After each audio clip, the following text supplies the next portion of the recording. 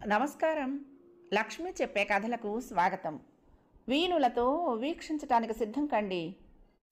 ప్రియ సఖులు, ఇప్పుడు మనం ప్రముఖ రచయిత్రి శ్రీమతి మంగు కృష్ణకుమారి గారు రచించిన జీవితం ఏమిటి పెద్ద కథలోని రెండవ భాగం వినేద్దామండి.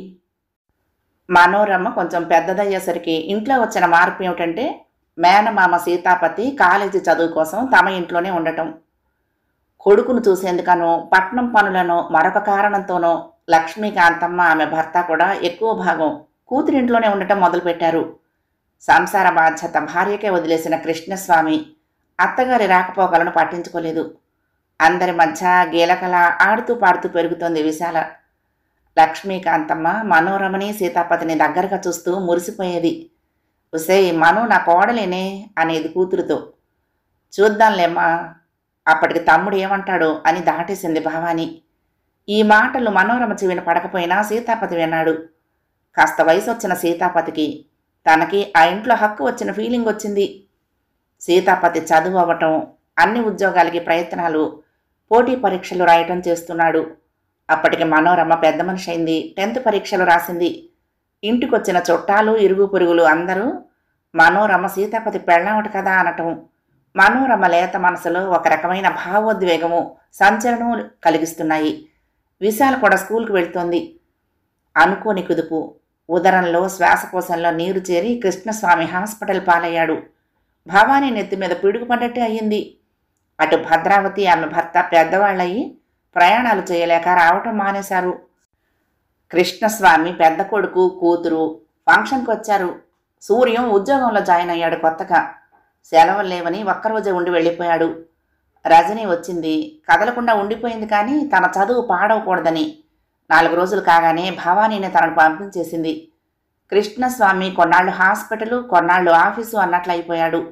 ఆరోగ్యం బాగా పాడైపోతున్నదని అతనికి బోధపడుతున్నది. మరొక వైపు సమాజంలో పెను మార్పులు వచ్చాయి. ప్రతి ఊళ్ళోనూ కాలేజీలు వచ్చాయి. పిల్లల చదువులకి తల్లిదండ్రులు పెద్దపీట వేస్తున్నారు. ఇంగ్లీష్ మీడియం చదువులు అంతకుముందే విపరీతంగా వచ్చాయి. అందరిళ్లలోనూ టీవీలు సాధారణంగా అయిపోయాయి.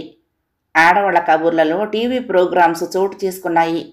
పాతకాలం ఆడవాళ్లు వెనకబడి కొత్త తరం స్త్రీలు అత్తగారి మాట వినకుండా సంసారం తమ ఇష్టం వచ్చినట్లు నడుపుతున్నారు. ముఖ్యంగా ఆడపిల్లల పెళ్లిళ్ళు తల్లిదండ్రులకి ఒక సవాలన్నట్టే ఉంది. ఇంటింటా ఆడపిల్లలు చదువుకున్న వాళ్లే. వాళ్లకన్నా ఎక్కువ చదువుకున్న వాడికే ఇవ్వాలని తల్లులకి పట్టుదలగా ఉంది. కట్నాల జోరు విపరీతంగా పెరిగింది. సత్రాల్లో కాదు, పోష్ కళ్యాణ మంటపాల్లోనే పెళ్లి జరగాలన్న మగపిల్లవాడి తల్లి కోరికలకు తల ఒగ్గక తప్పటం లేదు. మరొక పక్క ఆడపిల్లల ఉద్యోగాలతో కొందరు ఉద్యోగం చేస్తున్న అమ్మాయి అయితే కట్నం అక్కర్లేదు అనటం మొదలుపెట్టారు. ఇంకొందరు మరి కాస్త తెలివి ఎక్కువై తమ కొడుకు ఏ చిన్న ఉద్యోగం చేసుకుంటూ ఉంటే గవర్నమెంట్ ఉద్యోగం చేస్తున్న అమ్మాయి అయితే కట్నం కానీ కానుకలు కానీ అక్కర్లేదని చెప్తున్నారు. పేద మధ్యతరగతి ఇంటి తల్లులకు ఇది బాగా నచ్చి అలా తమ కూతుళ్లకు ముడివేం చేస్తున్నారు. ఇరుగు పొరుగుల కబుర్లలో భవానీ కొన్ని నిజాలు విని నిర్ఘాంతపోయింది. మా భాను చేతి గాజులు అమ్మేసి ఆఫీసర్ గారి చేతిలో పెట్టాం వదినా, ఉద్యోగం వస్తే అదే గొప్ప కదా అని ఒకరు. సరి మా మాలతి గాజులే కాదు, గొలుసు అమ్మేసి మరి ఆయన చేతుల్లో పోసి కాళ్ళ మీద పడ్డది. అది కూడా తెలివైందే. పరీక్ష ఎంతో బాగా రాసింది. అయినా సమర్పించక తప్పదు కదా. వీళ్ళ కబుర్లు వీళ్ళును. అదేమి రెగ్యులర్ ఉద్యోగం కాదుట, ఏదో క్యాజువల్. ఎప్పుడు పీకి పడేస్తారో ఎవరికి తెలుసు. దీనికి కూడా సమర్పించుకుంటున్నారంటే అని ఇంకొక ఆవిడ మెటికలు విరుపు. ఇన్ని మార్పులు సమాజంలో వస్తూ ఉంటే వీటికి ఎదురెదటం ఎవరి తరం? భవానీ దృష్టి అంతా భర్త ఆరోగ్యం మీదే ఉంది. ఆఫీసుకు వెళ్ళగలిగే రోజున ఆటోలో మాత్రమే వెళ్ళమంటున్నది. ఒక దశలో అతనితో తాను సాయం వెళ్ళటానికి సిద్ధపడింది. ఈ ఆందోళనలు, భయాలు, ఆరోగ్యం బాగుపడుతుందన్న నమ్మకాల మధ్య కాలం జరుగుతోంది. ఆ మధ్యలోనే రజని పెళ్లి జరిగిపోయింది. రజని పెళ్లికి ముందు సూర్యం ఒడుగు కూడా జరిపించారు. భర్త ఆరోగ్య పరిస్థితి బాగులేకపోవడంతో తాము వెళ్ళలేక భవానీ 1000 క్షమాపణలు చెప్పింది. మనోరమ, విశాల ఒడుగు పెళ్లికి వెళ్లారు. పెళ్లింట్లో మనోరమ అందము, చలాకితనము ఎందరినో ఆకర్షించాయి. కొందరు భద్రావతికి అన్యాపదేశంగా కొన్ని సంబంధాలు సూచించారు మనోరమ కోసం. రజని పట్టుబట్టి భర్తతో తండ్రిని చూసేందుకు వచ్చింది. ఇద్దరూ తమ కాళ్లకు దండం పెడుతూ ఉంటే భవానీ కళ్ళ నీళ్లతో రజనిని హత్తుకుంది. మర్నాడు మాటల్లో రజని తన పెళ్లిలో మనోరమ ఎంత చలాకీగా ఉందో, ఎందరు సంబంధాలకు అడుగుతున్నారో రమ్యంగా వర్ణించింది. కృష్ణస్వామి మనసులో కొత్త ఆలోచనలు వచ్చాయి.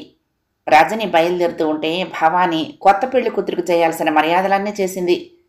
కృష్ణస్వామి రజనిని పక్కన కూర్చోబెట్టుకుని, నేను ఎక్కువ కాలం బతకను తల్లి, నేను ఉన్నా లేకపోయినా నువ్వు పిన్ని మనోరమ విశాల వాళ్లతో ఇలాగే సఖ్యంగా ఉండాలి అన్నాడు. రజని ఏడుస్తూ తండ్రికి మాటిచ్చింది. రజని వెళ్ళిపోయిన దగ్గర నుంచి కృష్ణస్వామి మనసులో మనోరమ పెళ్లి గురించిన ఆలోచనలు ఎక్కువయ్యాయి.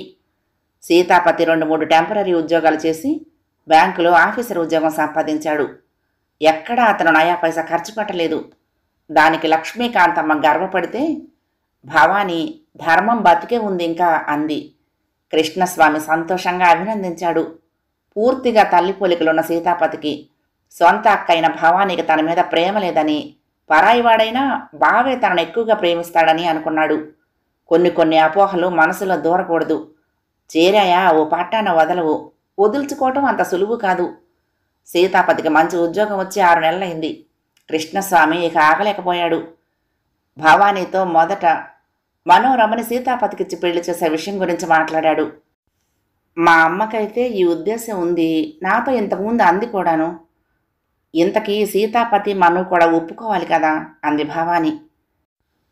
సీతాపతిని నేను కదుపుతాను, నా ఆరోగ్యం అంతంత మాత్రంగా ఉంది, ఈ మాత్రం ఉండగానే చేసేద్దామని ఉంది అని భర్త అంటూ ఉంటే భవానికి దుఃఖం ఆగలేదు. మీరలా అనకండి అని మాత్రం అనగలిగింది.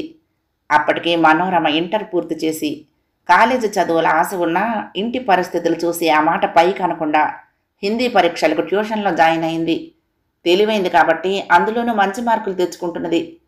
కృష్ణస్వామి సీతాపతిని పిలిచాడు. పతి, నిన్నొక మాట అడగాలని పిలిచాను అన్నాడు. బావ ఏం అడగదలుచుకున్నాడో సీతాపతి ఊహించాడు. అయినా చెప్పు బావా అన్నాడు. పతి, నా ఆరోగ్యం ఏమీ బాగాలేదు, నేను చనిపోయే లోపలే నీకు మనోరమకు పెళ్లి జరిపించేయాలని ఉంది. నీకు మనువును చేసుకోవటం ఇష్టమేనా చెప్పు అన్నాడు. సీతాపతికి గాలిలో తేలినంత సంతోషంగా ఉంది. అయినా బింకంగా, మొదట నీ కూతుర్ని అడుగు బావా, అంతకన్నా ముందు భావానక్కకు ఇష్టమో కాదో మా అమ్మ నాన్నల మనసులో కూడా ఏముందో అడగాలి కదా అన్నాడు. సీతాపతికి తెలుసు వాళ్ళందరూ కాదనేందుకు ఏమీ లేదని, అయినా పైకి కాస్త బెట్టుగా ఉన్నాడు. అది కనిపెట్టలేని కృష్ణస్వామి, నీ మాట నిజమేలే పతి, ఈరోజే అందరితోనూ మాట్లాడతాను అన్నాడు. అయ్యో బావా, నీ ఆరోగ్యం కన్నా ముఖ్యం ఏదీ కాదు, మొదట నీకు కొంచెం తగ్గని అన్నాడు సీతాపతి. ఈ మాట మాత్రం సీతాపతి మనస్ఫూర్తిగానే అన్నాడు. అతనికి కృష్ణస్వామి అంటే సాఫ్ట్ కార్నర్ ఉంది. కృష్ణస్వామి నీరసంగా నవ్వాడు. నా ఆరోగ్యం ఘోరంగా ఉండటం వల్లనే ఇంత తొందరపడుతున్నాను పతి అన్నాడు. ఆ తర్వాత కృష్ణస్వామి ఆలస్యం చేయలేదు. ఆ రోజే మనోరమను పిలిచి అడిగాడు. మనోరమ ఇంకా చిన్న వయసులో కలల్లో బతికే లేత మనసుతోనే ఉంది. ఆ వయసు చేసే సందడి అల్లరి ఆమె కూడా అనుభవిస్తున్నది. తన కలల రాకుమారుడు సీతాపతి అని ఆమె ఉద్దేశం. కారణం ఏమిటి అంటే బహుశా అందుబాటులో ఉండటమే కావచ్చు. అంత విశ్లేషణాత్మకంగా ఆలోచించే పరిణితి మనోరమకు లేదు. అలాగని అతన్ని కాదనేందుకు బలమైన కారణం కూడా ఎవరికీ లేదు. మనోరమ సిగ్గుపడుతూ, నీ ఇష్టం అమ్మ ఇష్టం నాన్న అని తుర్రుమంది. అత్తగారిని మామగారిని పిలిచి మాట్లాడాడు కృష్ణస్వామి. లక్ష్మీకాంతమ్మ మగపిల్లవాడి తల్లిలాగా స్పందించబోయేసరికి రంగనాథ్ సంతోషంతో, మా అదృష్టం అనుకుంటాం అబ్బాయి అన్నాడు. కృష్ణస్వామి మొహం వికసించింది. అయితే వెంటనే ముహూర్తాలు పెట్టించేద్దామా అన్నాడు. తొందర ఏముంది నాయనా, మొదట నీ ఆరోగ్యం చక్కబడని అంది లక్ష్మీకాంతమ్మ వెంటనే. రంగనాథం కూడా అదే ఉద్దేశంతో ఉన్నట్టు మాట్లాడాడు. సంబంధం కుదిరిపోయింది. అమ్మాయి అబ్బాయి ఒకే ఇంట్లో ఉంటున్నారు. అందుకే భవానీ కాస్త కళవళపడింది. 2 రోజులు కూడా గడవకముందే కృష్ణస్వామికి రాత్రి సమయంలో గుండెల్లో నొప్పి రావడంతో అప్పటికప్పుడు హాస్పిటల్కి తీసుకువెళ్లారు. శ్వాస జబ్బుకు గుండెపోటు తోడవడంతో ఆ రాత్రి అతను కన్నుమూశాడు. భవానీ జీవితంలో ఊహించనంత పెద్ద కుదుపు. ఏడవటం రాక నిర్ఘాంతపోయి ఉంది.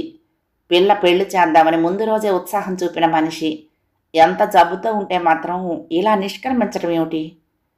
హాస్పిటల్లో సకలం సీతాపతే చూసుకున్నాడు. ఇంటికి తెచ్చిన భర్త శవాన్ని చూసి భవానీ కళ్ళు తిరిగి పడిపోయింది. రావలసిన వాళ్ళందరూ వచ్చారు. వృద్ధుడైన విరూపాక్షరావు, భద్రావతి, పిన్నిగారు వచ్చారు. భద్రావతి భవానీని వదలకుండా అక్కడే కూర్చుంది. రజని దుఃఖం వస్తున్నా మనోరమని వదలకుండా చూసుకుంది. తండ్రికి కొరివి పెట్టడానికి తనకు వీలు కాదని భద్రావతి చెవిలో సూర్యం ఏదో గుసగుసలాడాడు. ఆమె అందరితో వాడికి టైఫాయిడ్ ఉంది, విషయం విని ఆగలేక వచ్చాడు అని చెప్పింది. విరూపాక్షరావు తానే కర్మ చేస్తానని ముందుకొచ్చాడు. కర్మకాండలన్నీ పద్ధతిగా చేశాడు. సూర్యం 3వ రోజే వెళ్ళిపోయాడు. వాడికి మళ్ళా జ్వరం తిరగపెడుతోంది అంటూ భద్రావతి బెంగపడింది. కర్మ రోజుకు సూర్యం వస్తాడని అందరూ అనుకున్నారు, కానీ రాలేదు. పిల్లాడికి జ్వరం ఎలా ఉందో ఏమిటో, నేను ఇక్కడే ఉండిపోయాను అంది భద్రావతి బెంగగా. ఎవరూ జవాబు చెప్పలేదు. ఈ మనుషుల పోకడలు ఎప్పుడూ మార్పు లేకుండా ఉంటాయేమో.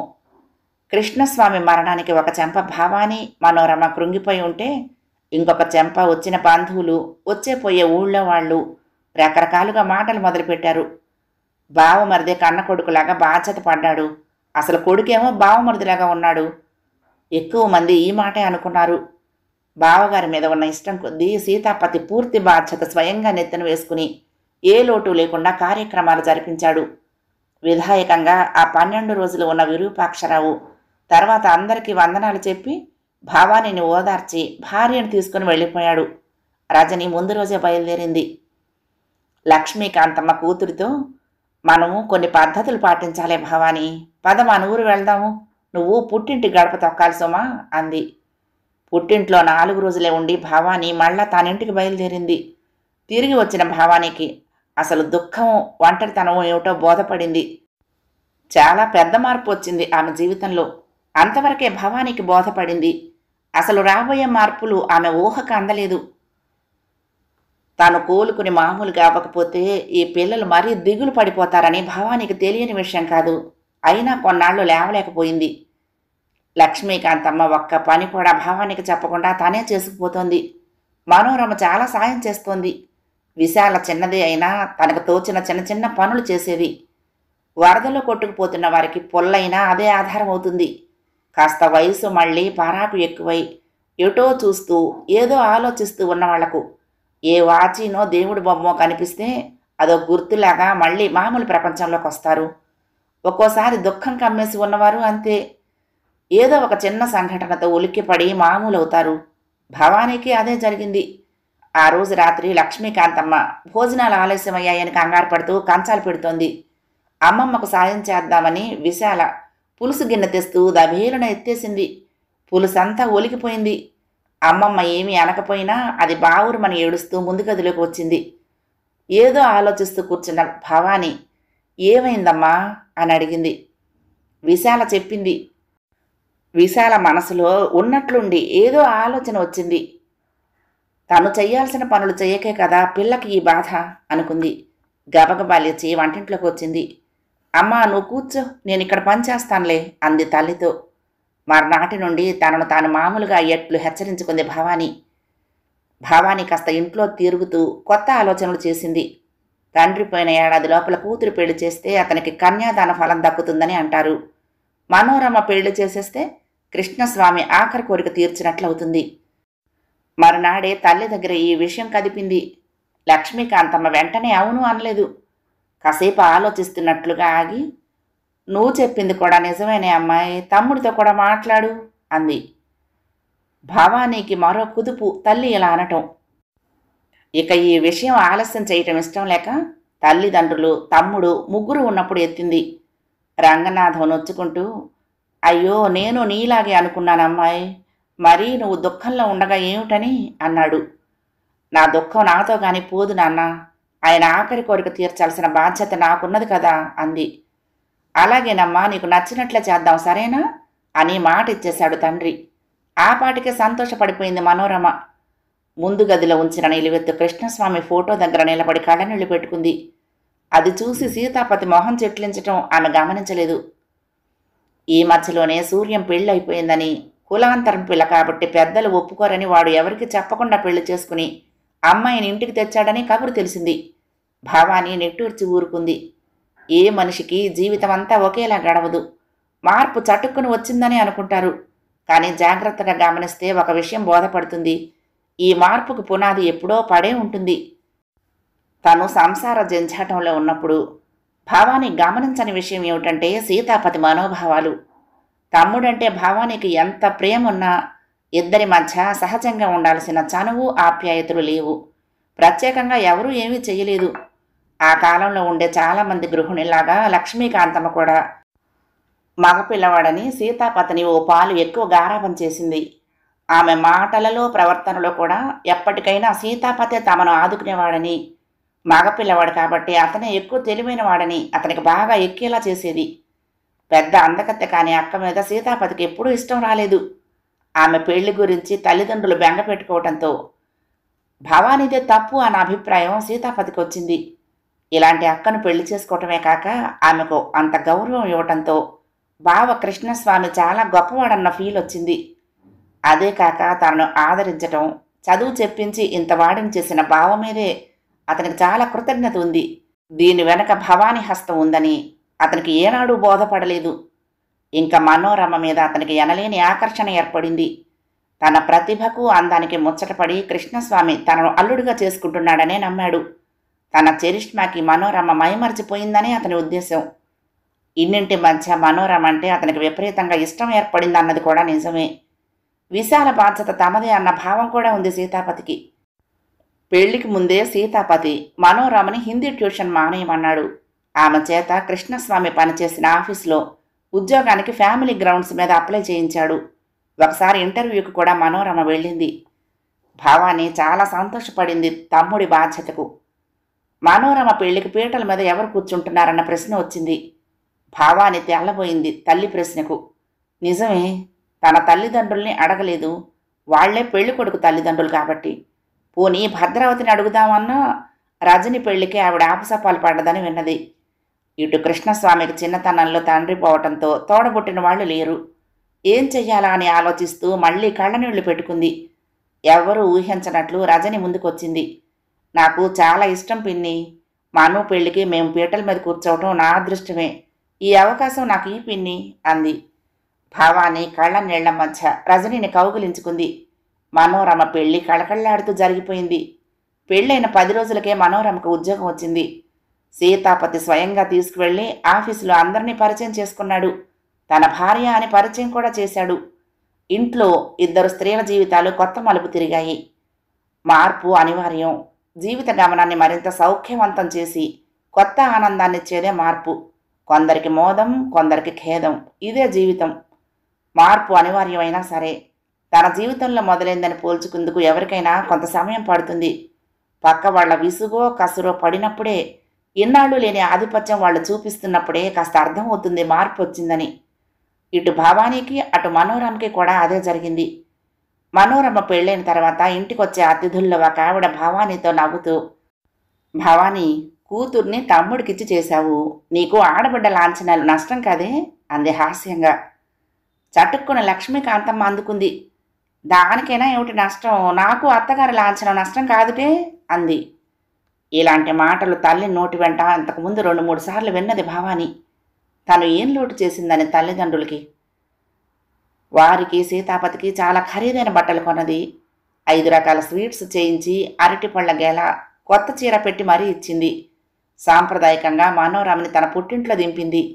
రజని వచ్చింది దింపేందుకు. తల్లి తనకు ఎలాంటి బట్టలు పెట్టింది అని ఆలోచించనే లేదు. మొదటిసారి తన తల్లిలో ఓ వియ్యపురాలు కానీ ఉందా అన్న అనుమానం వచ్చింది భావానికి. మనోరమ సీతాపతి పడక గదిలో చూపించే వలపంతా తన మీద ప్రేమే అనుకుంది. కొత్తగా ఆఫీసులో పని నేర్చుకోవటం, ఆఫీసు, ఇల్లు, భర్తతో షికార్లు, ఈ మైకంలో ఉన్న మనిషికి ఒక్కసారిగా గట్టి ఝలక్ తగిలినట్లయింది. ఆ రోజు ఆఫీసు నుండి చాలా ఆలస్యంగా వచ్చింది. పక్క సెక్షన్ ఆవిడ కొడుక్కి నామకరణమని అందరినీ సాయంత్రం పార్టీకి రమ్మని కబురు పెట్టింది. ముందు రోజే ఆమె చెప్పినా మనోరమ సెక్షన్ వాళ్ళకి మాత్రం ఆ రోజే తెలిసింది. ఎక్కువ మందే బయలుదేరారు. మనోరమ కూడా వాళ్ళందరితో కలిసి వెళ్ళింది. ఇంట్లో తను లేకపోయినా అన్ని పనులు అయిపోతాయి, ఏముందిలే అనుకుంది. పార్టీ చాలా బాగా జరిగింది.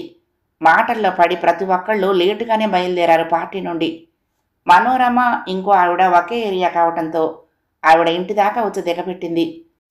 ఇంటికి వచ్చిన మనోరమ తనను చొరచొరా చూస్తున్న అమ్మమ్మను గాని, మూతి ముడుచుకుని ఉన్న భర్తను గాని గమనించకుండా స్నానం చేసి కళ్ళు కూరుకొని పోతూ ఉంటే నిద్రపోయింది. తెల్లవారి ఆదివారం కావటంతో తాపీగా లేచింది. మొహం కడుక్కొని కాఫీ కలుపుకొని తాగుతూ చుట్టూ చూసింది. లక్ష్మీకాంతమ్మ సీరియస్గా స్టవ్ దగ్గర నిలబడి ఉప్మా తిప్పుతోంది. తల్లి కూరలు తరుగుతోంది. అమ్మా విశాలేది అడిగింది తల్లిని. అదేదో నోట్స్ రాసుకోవాలని వాళ్ళ ఫ్రెండ్ ఇంటికి వెళ్ళింది అంది భవాని. ఉప్మా దింపి చేతులు కడుక్కుంటూ వచ్చింది లక్ష్మీకాంతమ్మ. అవునే మను, నేను ఒక మాట అడుగుతాను చెప్పు. విశాలేది అన్నావు గాని వాడి గురించి ఒక్క మాట అన్నా అడిగావే అంది. మనోరమ తెల్లబోయి చూసింది అమ్మమ్మ వంక. కట్టుకున్న వాడిని పెళ్ళాం కాకపోతే ఎవరు పట్టించుకుంటారే అంది లక్ష్మీకాంతమ్మ నిష్ఠూరంగా. అదేంటమ్మమ్మ, మావయ్యను నేను పట్టించుకోకపోవటం ఏమిటి? ఏమైంది అడిగింది మనోరమ. అదే మరి, ఇంకా నువ్వు చిన్నపిల్లవా? పెళ్ళయింది, ఉద్యోగం వెలగబడుతున్నావు, ఆ పాటి తెలవద్దా? మనోరమ కాస్త గట్టిగా అడిగింది.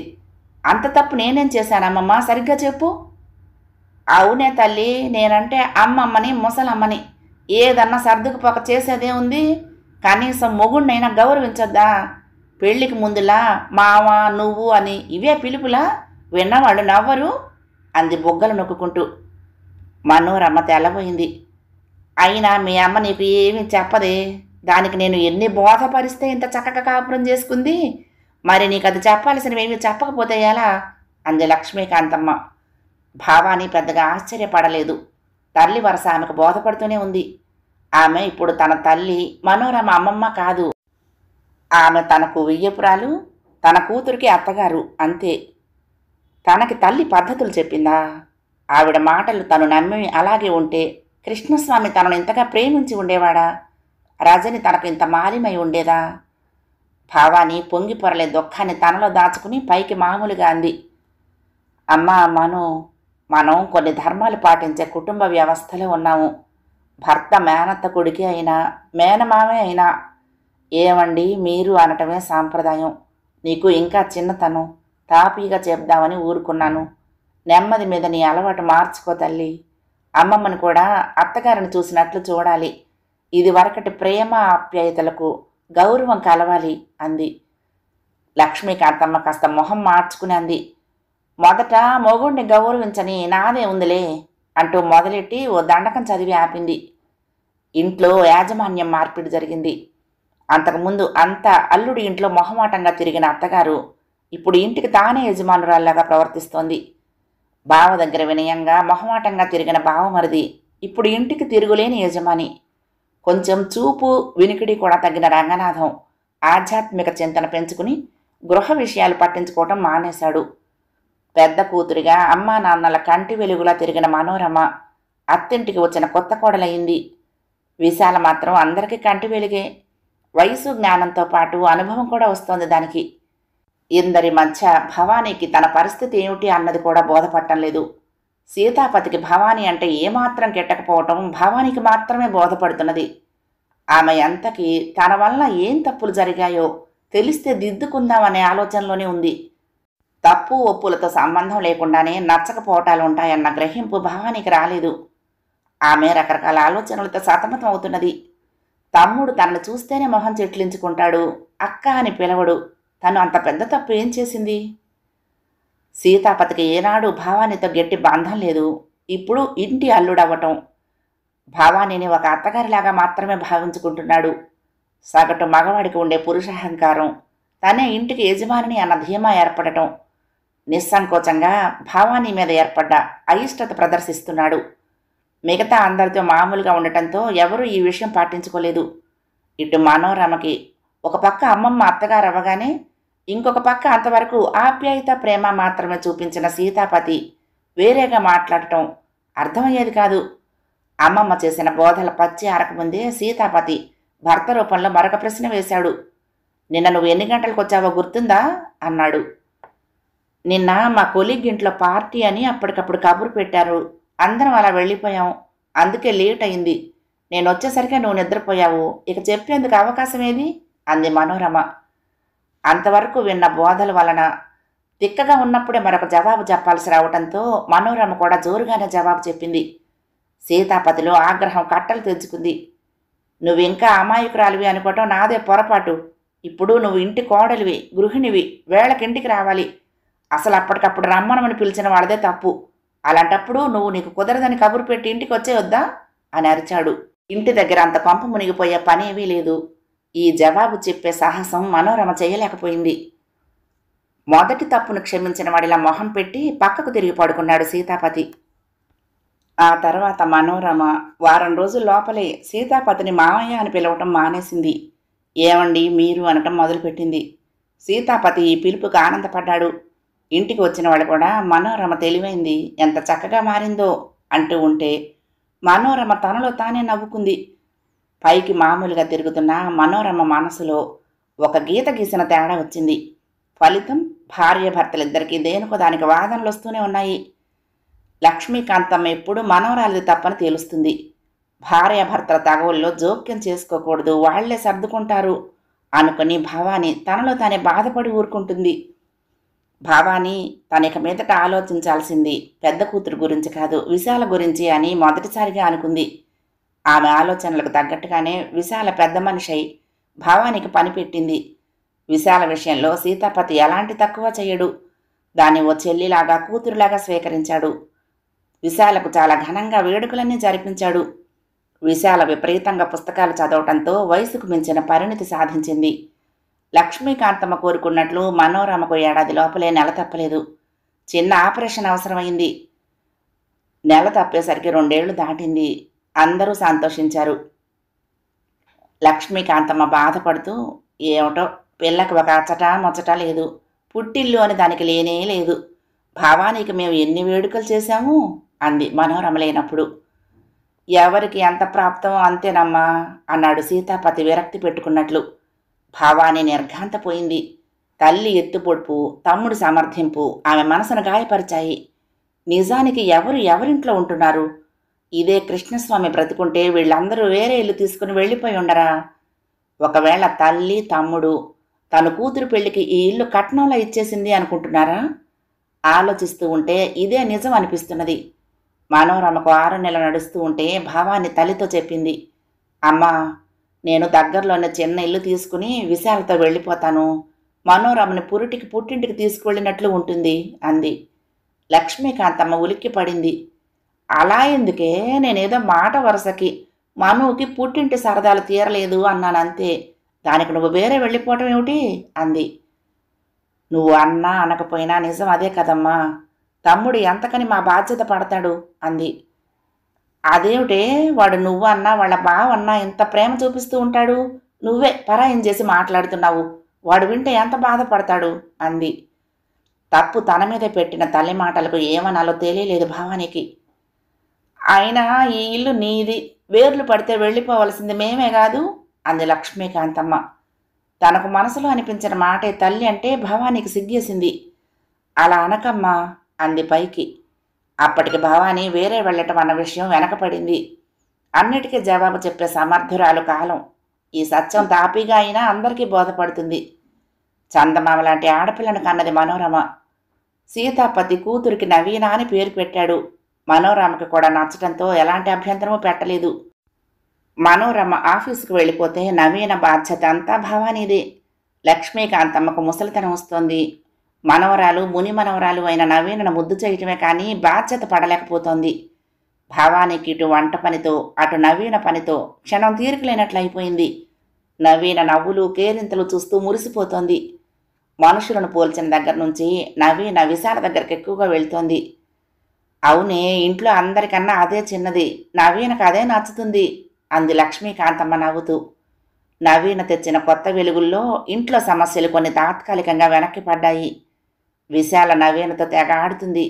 అసలు విశాల కాస్త పెద్దయిన దగ్గర నుంచి మనోరమకి విశాలకి మధ్య బంధంతో పాటు స్నేహం కూడా ఎక్కువైంది. ఇద్దరి మధ్య ఎన్నో విషయాలు దొరిలేవి. పుస్తకాలు, సినిమాలు, బంధువులు, ఆఫీసులు ఇలా ఎన్నింటి గురించో మాట్లాడుకునేవారు. మనసులో ఏది అనిపించినా విశాలతో చెప్పుకుంటే మనోరమకి మనసు దూదిపింజలా అయిపోతుంది. విశాల చాలా రీజనబుల్గా ఆలోచించేది. ఏదైనా విశ్లేషించి మాట్లాడుతుందేమో. విశాలంటే మనోరమకే కాదు అందరికీ ప్రాణమే. విశాల వయసుకు చిన్నదే అయినా తల్లితో మామ మాట్లాడకపోవటం, ఇద్దరూ దూరం దూరం అన్నట్లు ఉండటం గమనించింది. ఒకసారి తల్లిని అడిగింది కూడా. భావాని నవ్వేసి, వాడు ఇది వరకటి తమ్ముడు కాదు కదే, ఇప్పుడు అల్లుడాయే. మా పల్లెటూళ్ళల్లో ఎవరూ అల్లుడితో మాట్లాడరు, మాట్లాడినా తలుపు చాటు నుంచి మాట్లాడతారు అంది. విశాలకు ఈ జవాబు రుచించలేదు. అయినా అప్పటికి మాట్లాడకుండా ఊరుకుంది. అక్కతో ఎన్నో విషయాలు మాట్లాడే విశాల తల్లి విషయం కూడా ఓసారి ప్రస్తావించింది. నీకు ఇప్పుడు తెలిసే విశాల, మీ బావ సంగతి నాకు ఎప్పుడో తెలుసు. అతనికి పురుషాహంకారం చాలా ఎక్కువ. కాకపోతే మిగతా అన్ని బాధ్యతలు జాగ్రత్తగానే పడతాడు అంది మనోరమ దిగులుగా. అదేమిటక్క, అతని సంసారం అతని బాధ్యతలు పడటం గొప్ప అంది. నీకు తెలియదే, మా ఆఫీసులో ఎన్ని రకాల మనస్తత్వాలు ఉన్నవాళ్ళు ఉన్నారో. మొన్ననే మా ఇందరు చెప్పింది. వాళ్ళ ఆయన దాని కజిన్ చెల్లిని అనఫిషియల్గా గుళ్ళో పెళ్లి చేసుకున్నాడట. అది ఒకటే ఏడుపు. నువ్వు తిరగబడవా అని నేను అడిగితే, ఈ పిల్లలతో ఎక్కడికి పోతానండి అంది. చిచ్చి, అసలు తప్పంతా ఈ ఆడవాళ్ళదే అంది విశాల ఉద్రేకంగా. అదే నా విశాల, పెళ్ళాం జీతాలు తీసుకునేవాళ్ళు, ఏటీఎం కార్డులు ఊడలాక్కున్నవాళ్ళు, ఒకళ్ళని మించి ఒకళ్ళు స్వార్థపరులున్నారు విరక్తిగా అంది మనోరమ. మా నాన్నకి అసలు ఉద్యోగమే లేదు కదక్క, అయినా నాన్న ఎంత ప్రేమగా చూసేవాడు అంది విశాల. మనకి లోకం తెలియకపోవటానికి అసలు కారణం అదేనే విశాల. తండ్రి ఉత్తముడు సంస్కారవంతుడు అయితే ఆ ఇంట్లో ఆడపిల్లలకి లోకం తీరు, సగటు మగవాళ్ల బలహీనతలు కోపాలు అస్సలు తెలియవు. పెళ్ళైన తర్వాత ఒక్కసారి ఎదుర్కోవలసి వస్తే ఉలిక్కి పడతారు, నాలాగా మానసికంగా బలహీన పడతారు. ఇదే తండ్రి కోపిష్టివాడైతే ఆడపిల్లలు బిక్కుబిక్కుమంటూ పెరుగుతారు. భర్త కాస్త మంచివాడైనా దేవుడిలా చూస్తారు అంది. విశాల అర్థం చేసుకున్నట్లు చూసింది. నవీనకు 2వ సంవత్సరం నిండేసరికి మనోరమకు కొడుకు పుట్టాడు. వంశం నిలబడిందని రంగనాథం, అతనితో పాటు సీతాపతి కూడా చాలా సంబరపడ్డారు. పిల్లాడికి శ్రీనాథ్ అని పేరు పెట్టారు. వాడి బారసాల చాలా ఘనంగా వేడుకగా చేశారు. పరుగెడుతున్న కాలం ఎనలేని మార్పులు తెస్తోంది. ఉద్యోగస్తులైన ఆడపిల్లలకి చాలా తెలిసొస్తున్నాయి. భర్త మాటలు కొందరు వింటున్నా కొందరు కేర్ చేయటం మానేశారు. సంపాదన ధైర్యం ఆడవాళ్లకు చాలా ఎక్కువయింది. మొగుడుకు చెప్పకుండా పుట్టింటి వాళ్లకు ఆర్థిక సహాయం చేసేవాళ్ళు ఎక్కువయ్యారు. కొత్తగా పెళ్లి చేసుకుంటున్న అమ్మాయిలు తమ తమ్ముడి చదువు, చెల్లి పెళ్లి అయ్యిందాక పుట్టింటి పూచి తమదే అని చెప్పేస్తున్నారు. మగవాళ్లకి తాగుడు కామన్ అయిపోయింది. మితిమీరిన మగవాళ్లను వదిలేయటానికి ఆడవాళ్లు కొంచెం కూడా ఆలోచించటం లేదు. మనోరమ ఎన్నో రకాల మనస్తత్వం ఉన్న మగవాళ్ళని స్టడీ చేసిన తర్వాత అందరికన్నానో సీతాపతి నయం అన్న నిశ్చయానికి వచ్చింది. దానికన్నా తన కర్మ ఇంతే అన్న నిర్లిప్తత వచ్చేసింది. భద్రావతికి బాగుండలేదని తెలిసి ఆమెను చూడాలనిపించి వెళ్ళింది భవాని. అప్పటికే పూర్తిగా మంచం పట్టిన భద్రావతి భవానిని పట్టుకుని వెక్కి వెక్కి ఏడ్చింది. నీది చాలా గొప్ప మనసే అమ్మాయి, నిన్నెంతో బాధ పెట్టాను, అన్నీ మర్చిపోయావా అంది. ఊరుకోండి పెద్దమ్మగారు, మీ దుఃఖం మీది. పిల్లల్ని కళ్ళల్లో పెట్టుకుని పెంచారు, అది చాలదు. ఇంతకు మీ చిన్నమ్మాయి వచ్చిందని విన్నాను, ఏది అంది భవాని. అటూ ఇటూ చూసి అంది భద్రావతి. సూర్యంగాడు వాడి పెళ్ళాము అన్న మాటలకి అది ఏడ్చుకుంటూ వెళ్ళిపోయింది. దానికి నేనేదో ముళ్ళెచ్చేస్తున్నానని వాళ్ళ ఏడుపు. వీళ్లకు పోసిన దాంట్లో 10వ వంతు కూడా దానికి ఇవ్వలేదు. నా మాట నమ్మరే అంది బాధపడుతూ. భవాని మనసు భారమైంది. ఆవిడ పాదాలకు దండం పెట్టి బయలుదేరింది. గడుస్తున్న కాలం కొందరిని తనలో కలుపుకుంది. భద్రావతి, విరూపాక్షరావు, రంగనాథరావు ఒకరి తర్వాత మరొకరు కన్నుమూశారు. రజనిని చూసేందుకని ఆమె ఊరు వెళ్ళింది భవాని. 2 రోజులు ఉండి వచ్చేద్దాం అనుకున్నది కాస్త 10 రోజులపైనే ఉండిపోయింది. రజని బలవంతంగా ఉంచేసింది. భద్రావతి, విరూపాక్షరావు మరణం పట్ల రజని కళ్ళనీళ్లు పెట్టుకున్నా బాధ దాచుకోలేక అంది. పిన్ని, అమ్మమ్మ తాతయ్య పోయి అదృష్టవంతులయ్యారు. వదిన దాకా ఎందుకు? అన్నకే అసలు వాళ్ళ మీద ప్రేమ కృతజ్ఞత లేవు. వదినకు అమ్మమ్మ అంటే కోపం. బంగారం అంతా నాకు పిన్నికి ఇచ్చేసిందని అనుమానం. వీళ్ల వరుస చూసి నాకు అన్యాయం జరుగుతుందని భయానికి తన బంగారంలో కొంత తన చేతుల మీదే నాకు ఇచ్చింది అమ్మమ్మ. కొంత పిన్నికి కూడా ఇచ్చింది. అన్నకు తెలుసు, మరి మిగతాదంతా వదినికే దాచిందిగా. అయినా వాళ్ళకి ఏడుపే. ఇల్లు పొలం అన్నీ తీసుకున్నాడుగా అంది రజని. అదేమే, నీకు పిన్నికి ఏమీ ఇవ్వలేదా ఆశ్చర్యంగా అడిగింది భవాని. పిన్ని వాళ్ళు ఇల్లు కట్టించుకుంటున్నప్పుడు తాతయ్య తనకు కొంత డబ్బిచ్చారు. నాకు ఓ సైటు కొంత డబ్బు ఇచ్చాడు. అవన్నీ కలిపి ఇక్కడ ఇల్లు కట్టిద్దామనుంది అంది.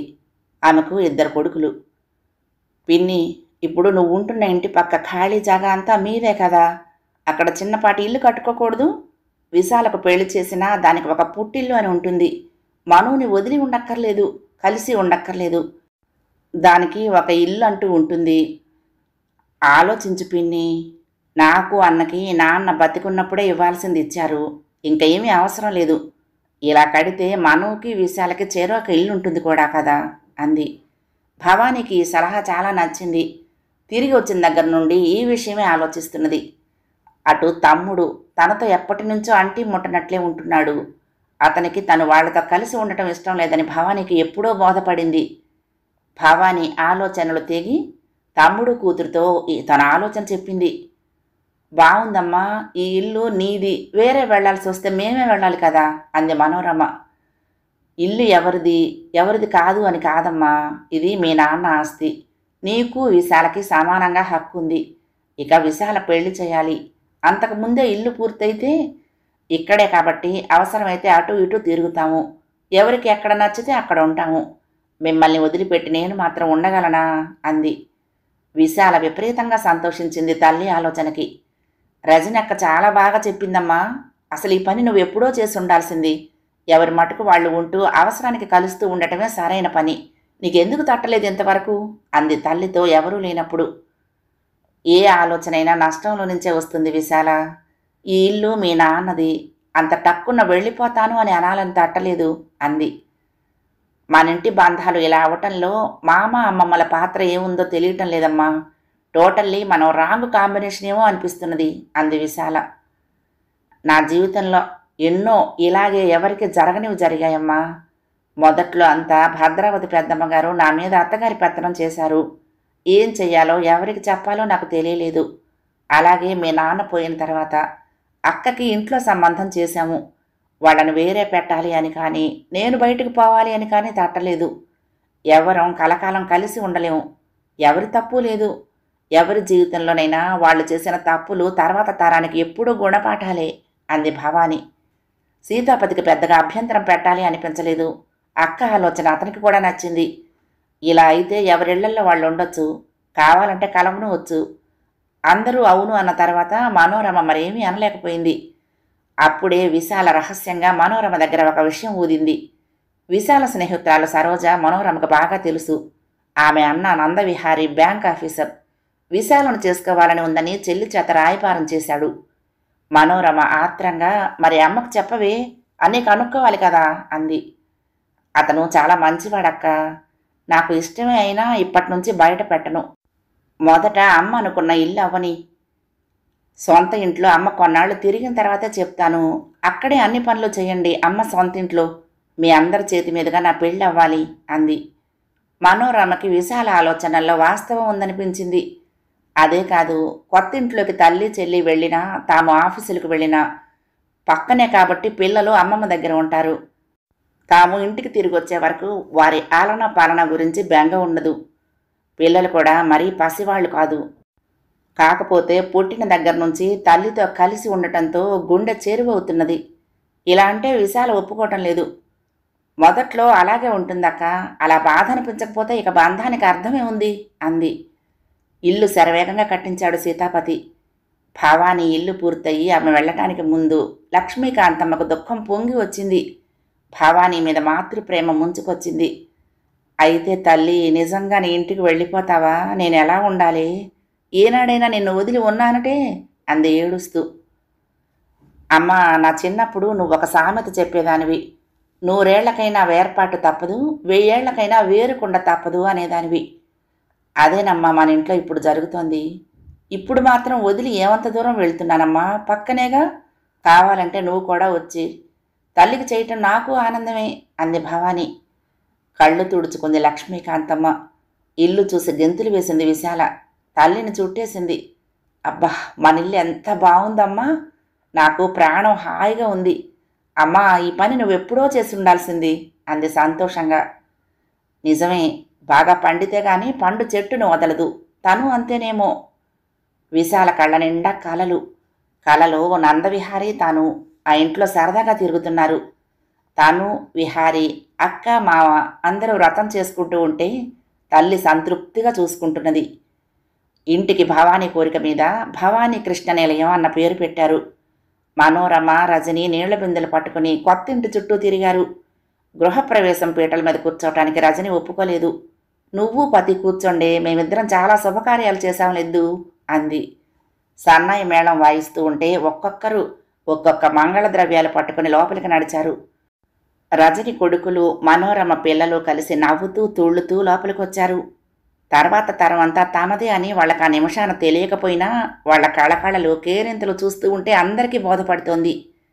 భావాని కృష్ణస్వామి ఫోటో పట్టుకుని తన ఇంట్లోకి సంతృప్తిగా నడిచింది. నవలిక సమాప్తం. ప్రియ సఖులు, ఈ కథ మీకు నచ్చితే తప్పకుండా లైక్ చేయండి, షేర్ చేయండి, కామెంట్ చేయండి, సబ్స్క్రైబ్ చేసుకుని నన్ను ఎంకరేజ్ చేయండి. ఉంటానండి. ప్రేమతో లక్ష్మి, కృష్ణాతీరం దుర్గమ్మ సన్నిధానం. నమస్తే.